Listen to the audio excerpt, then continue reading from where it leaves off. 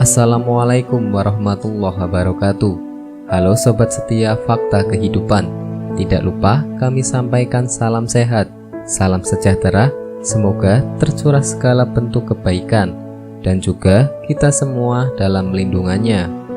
Seperti biasa, kita akan berbagi kisah dari yang unik, menarik sampai bikin nangis.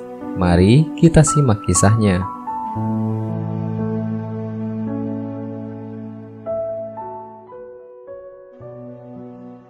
Kisah jenazah yang dicapik-capik malaikat.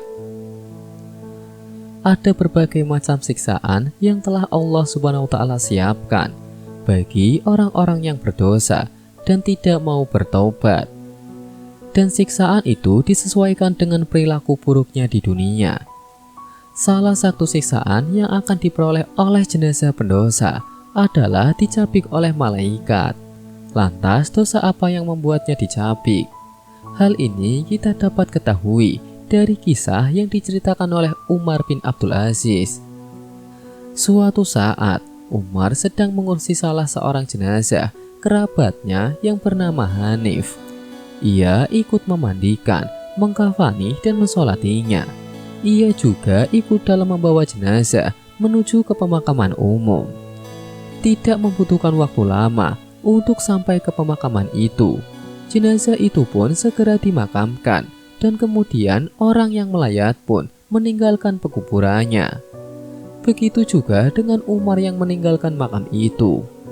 Beberapa langkah ia menjauh dari pemakaman. Ia pun mendengar suara dalam makam yang baru diurusnya itu. Ia mengira bahwa suara itu adalah suara malaikat yang melaksanakan tugasnya di alam kubur. Ternyata inilah permulaan siksa kubur dalam Islam.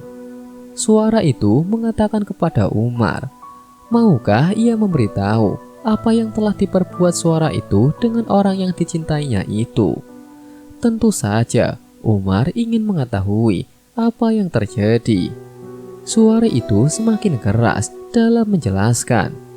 Ia telah membakar kain kafannya, dirobeklah seluruh badannya, dan disedot darahnya, serta dikunyah daging jenazah itu. Lalu suara itu kembali bertanya kepada Umar, maukah ia tahu apa yang diperbuat malaikat kepada anggota badan si jenazah? Umar pun semakin penasaran apa yang terjadi dengan anggota badan si jenazah. Suara itu menjelaskan bahwa malaikat telah mencabut dagingnya satu persatu dari kedua telapak tangannya, kemudian dari tangan ke lengan, dari lengan ke pundak, serta dicabutlah lutut dari betisnya dan betisnya ke telapak kakinya. Suara itu terdengar sungguh menyeramkan. Setelah itu, Umar bertanya, apa yang dilakukan si jenazah hingga ia mendapatkan siksa kubur yang begitu pedih? Dijelaskan bahwa sebenarnya hanya sedikit. Kemuliaan yang ada di dalam jenazah itu adalah kehinaan. Pemuda ini telah larut dalam kenikmatan dunia yang semu sampai-sampai melupakan Allah Subhanahu wa Ta'ala. Ia telah lalai dengan kewajibannya sholat. Begitu mendengar semua itu, Umar pun menangis. Ia kemudian merenung dan menghimbau kepada orang-orang yang masih hidup untuk meningkatkan ibadahnya pada Allah, baik secara kuantitasnya maupun kualitasnya. Beberapa ibadah yang harus dilakukan adalah melaksanakan sholat, puasa, zakat, dan masih banyak lagi. Setelah itu, Umar menjadi semakin rajin dalam mengingatkan sesama umat Islam mengenai siksa kubur.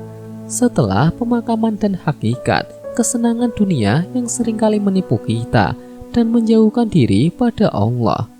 Dalam salah satu dakwahnya, Umar menjelaskan bahwa celakalah mereka yang tertipu oleh kenikmatan dunia. Di alam kubur tidak akan ada siang atau malam, tertutup kesempatan untuk beramal.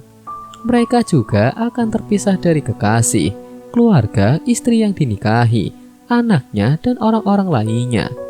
Sedangkan kerabatnya sibuk dengan membagi-bagi rumah dan harta warisannya. Karena itulah, mari kita bersama meningkatkan ibadah kita pada Allah. Berdasarkan kisah nyata siksa kubur di atas, kita diingatkan bahwa kenikmatan atau kesenangan di dunia hanyalah semu dan tidak akan bertahan abadi. Bahkan jika kita tidak memiliki keimanan yang teguh dan ketakwaan yang kuat, maka sangat mudah untuk kita terjerumus ke dalam kenikmatan dunia hingga melalaikan kewajiban kita sebagai hamba-hambanya. Oleh karena itu, ingatlah bahwa kehidupan yang hakiki adalah kehidupan di akhirat, sehingga kita harus senantiasa berusaha menujunya untuk menghindari bernasib seperti jenazah dicabik malaikat tadi. Nauzubillah min dzalik. Semoga kisah di atas bisa menjadi pelajaran untuk kita semua. Sekian, wallahu a'lam bishawab.